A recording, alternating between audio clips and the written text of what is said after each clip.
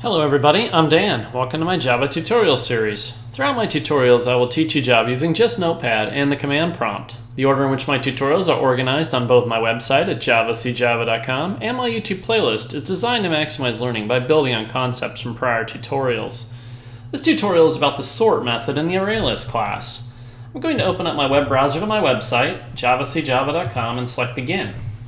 I'm going to scroll all the way down here to the ArrayList sort method.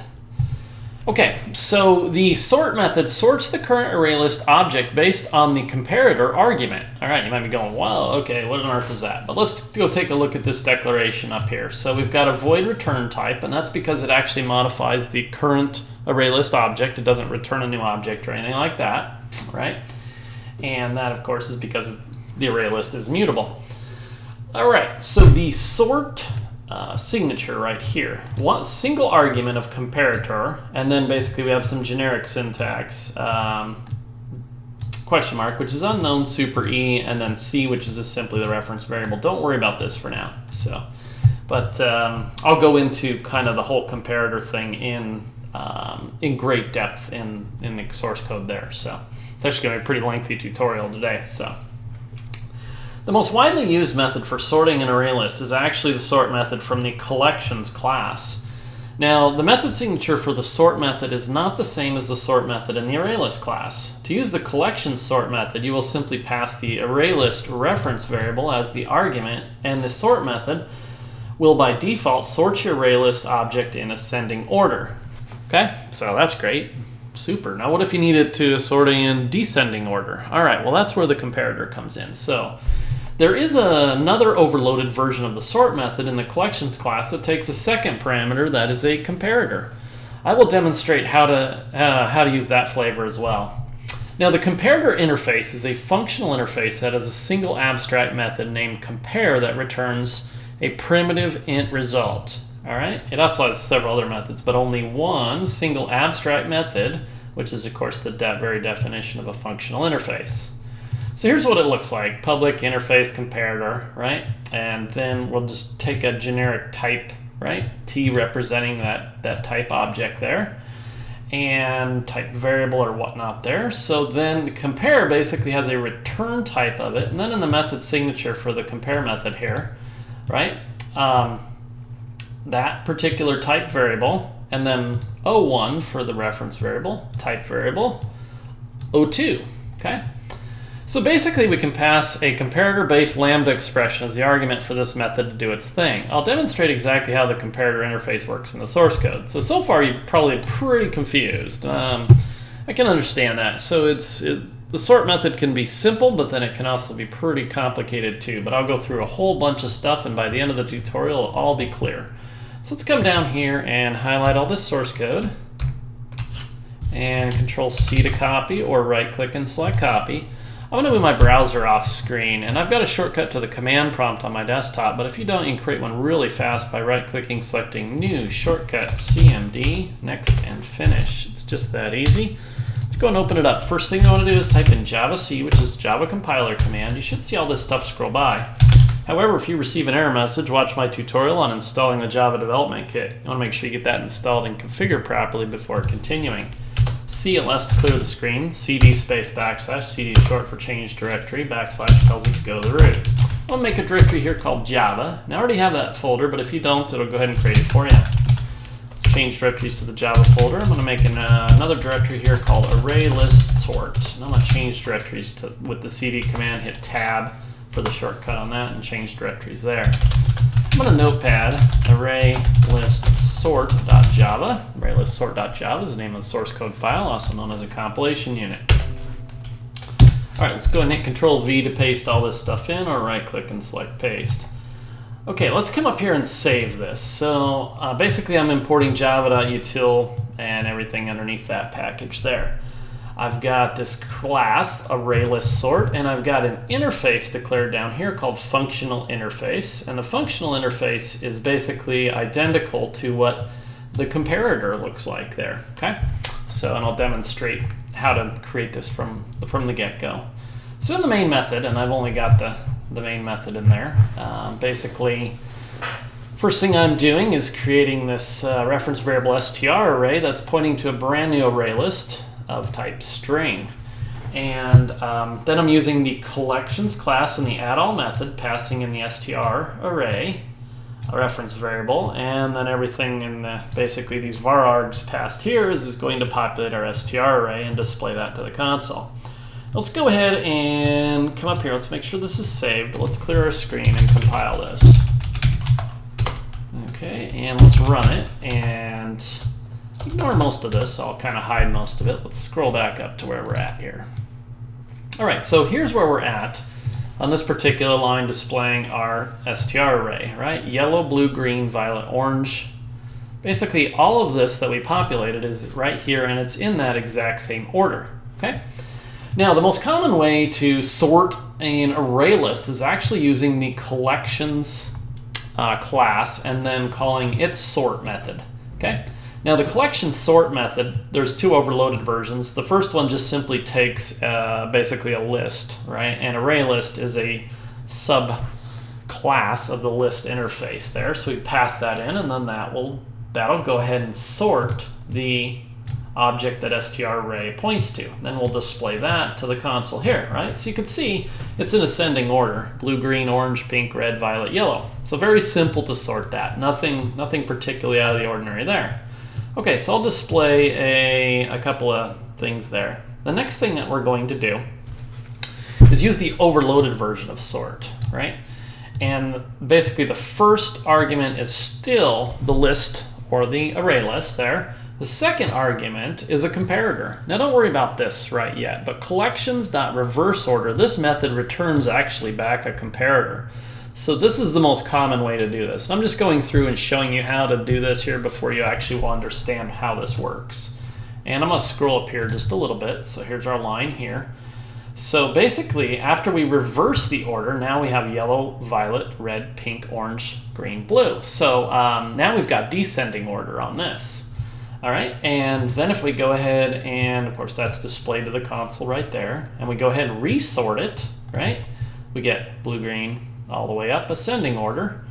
And now, what I'm going to do is I am going to just simply, using the str array, which is our reference variable to our array list object, I'm going to invoke the sort method. I'm going to pass it this comparator right here, collections.reverseOrder, okay? And then I'm going to display that to the console. As you can see, yellow, violet, red, pink, orange, green, and blue. Now I'm going to bring this back over, and you're probably still in a state of confusion, as you should be. As you can see, so the method signature for sort, we need to pass it a comparator in, right? And so we're still kind of really unclear on what is a comparator. So now it's time to go into that. But as you can see, that's how a comparator works, right? And in the end result, you can't see anything of how it works yet. So the next thing I'm going to do here is I am going to create just a new array list of integer type, right? And I'm going to add these numbers, basically, and they'll get auto-boxed as integer objects. And then I'm going to sort it, and then just show you how that works, you know, with something other than like a string, you know. So then you can see, like, for example, here's our original. When we display this here, it's in the same order, 17, 3, 7, 0, 10, 24, 5, 18.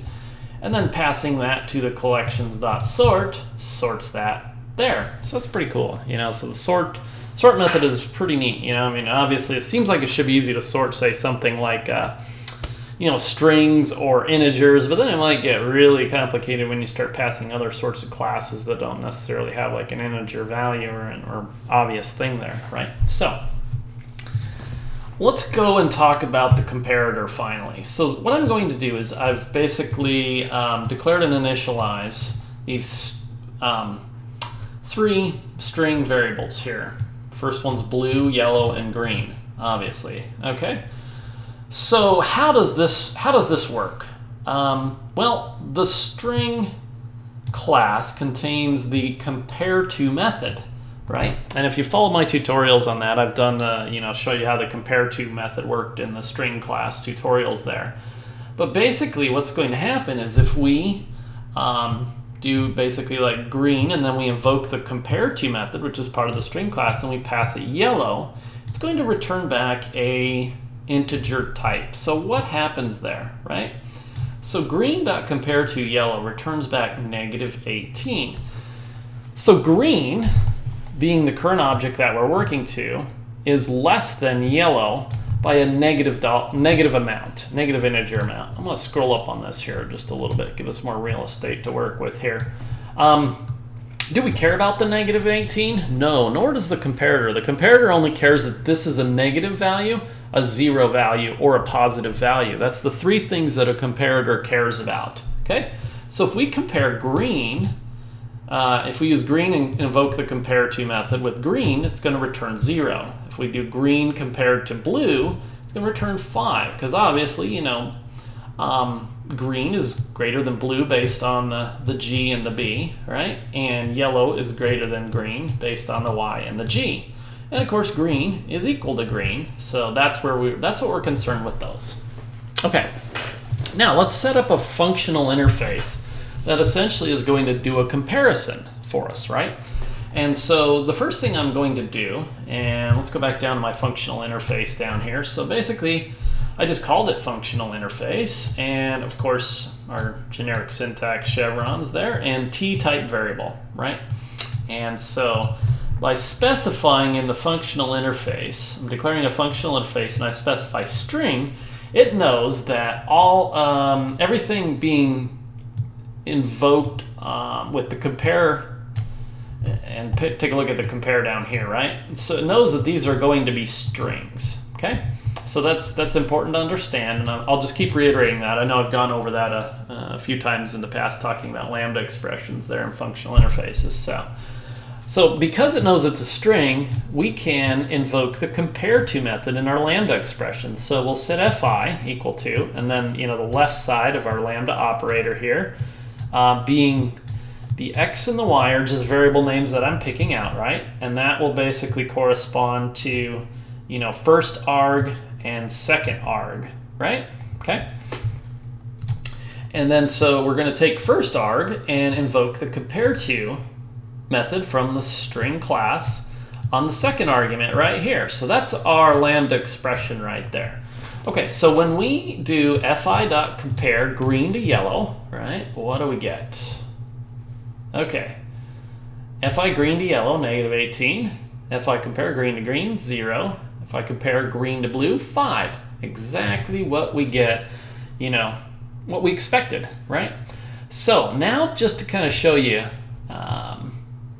so now I've kind of gone over how that works there. So the comparator is identical. So what I'm going to do in this next thing is declare comparator, and then of course of type string, and that's going to be a reference variable c. So now I'm setting that c equal to the exact same lambda expression up here.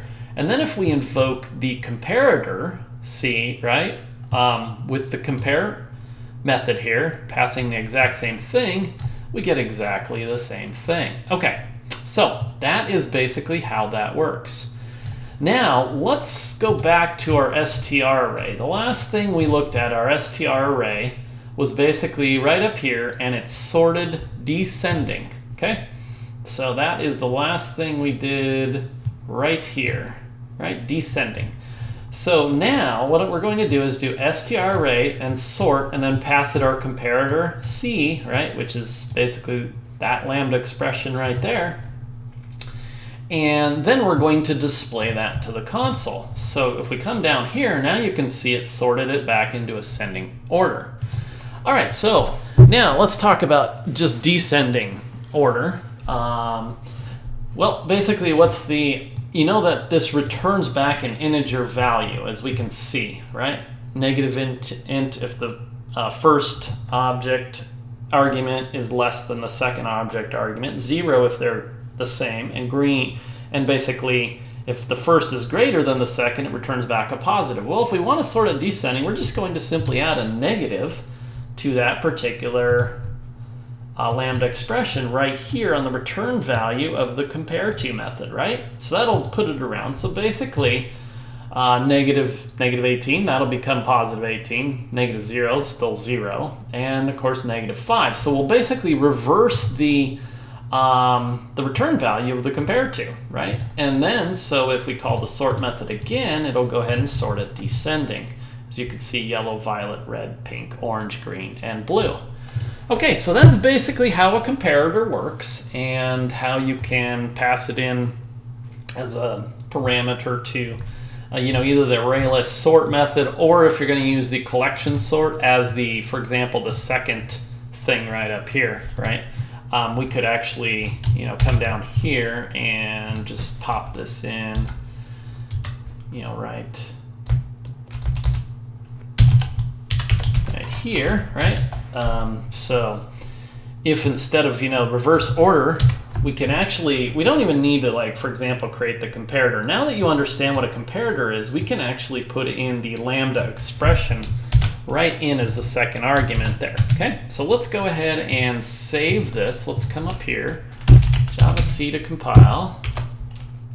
Okay, and let's run this again. Okay, and bada boom, bada bing, right? Now,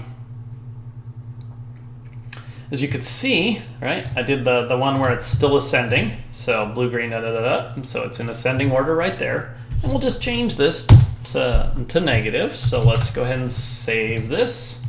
Let's clear our screen. Let's recompile. And let's rerun this. Okay, and bada boom, bada bing. There we go. Now we've got our descending order on that. So that's basically the way that works. You can create a comparator object, right? Or you can just pass in a comparator compatible lambda expression too as well. So whatever your preference is on that. But hopefully now after this tutorial you have got a good understanding of that. So I'm just going to leave you with one quick final thought, and that is basically understanding how the comparator compare abstract method is the key to basically understanding how the sort method does its thing. So anyway, that concludes this tutorial. Thanks for watching.